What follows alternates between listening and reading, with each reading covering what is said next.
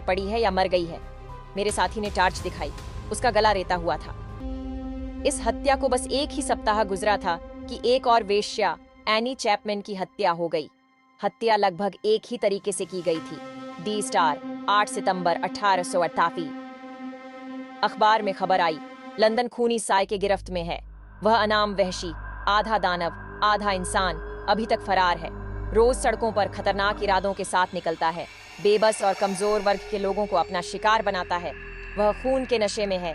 बचो, उसे और शिकार चाहिए। लंदन का पूर्वी इलाका व्हाइट चैपल अशांत हो उठा।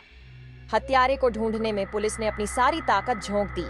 पुलिस ने इलाके में रहने वाली लगभग 100 वेश्याओं से पूछताछ की।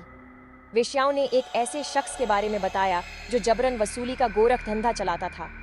दुर्भाग्य से वे उसका सही हुलिया नहीं बता पा रही थीं।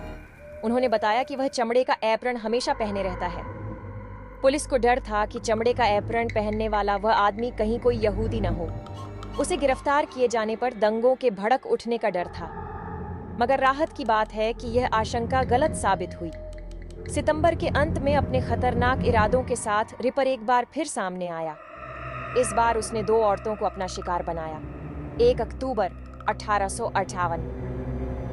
द स्टार ने फिर खबर छापी, सफेद चैपल वापस आ गया है। इस बार उसने 2 शिकार किए। ये हत्याएं रात के 1 बजे हुई। इस बार भी गला रेत कर हत्या की गई। दोहरे हत्या की इस वारदात ने लंदन ही नहीं दुनिया भर में सनसनी फैला दी। ब्रिटेन ही नहीं, दुनिया भर में यह खबर हेडलाइन बनी। लंदन के पूर्वी इलाके व्हाइट चैपल में घटना स्थल को देश भर से हजारों लोग वहां आए। यहां तक कि रानी विक्टोरिया भी यहां आने से खुद को न रोक सकी। रानी विक्टोरिया चाहती थीं कि यहां बड़ी संख्या में जासूसों को लगाया जाए। उन्होंने कई तरह के सवाल उठाए। पूर्वी इलाके में सावधानी बरतते हुए पुलिस की गश्त बढ़ा दी गई। चप्पे चप्पे पर जासूस लगाए गए। हत्यारे ने अपने कदम कुछ दिन के लिए रोक दिए, मगर 1 ही महीने बाद ही उसे अंदाजा हो गया कि अब शिकार पर निकलने में कोई खतरा नहीं है।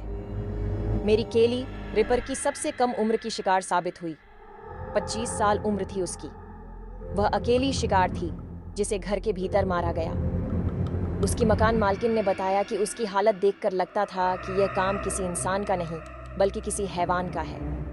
भले ही बाद में जैक द रिपर ने हत्याएं करनी बंद कर दी, मगर वह विक्टोरिया युग के इंग्लैंड को याद दिलाता रहा। रिपर की कहानी इसलिए भी लोगों को रोमांचित करती है कि उसके बारे में अभी भी रहस्य बना हुआ है। जितने भी महत्वपूर्ण सबूत थे उन्हें नष्ट कर दिया गया। सवाल अब भी जिंदा है कि कौन था वो हत्यारा। क्या वह कोई पूर्वी प्रवासी था या एक सामंत था?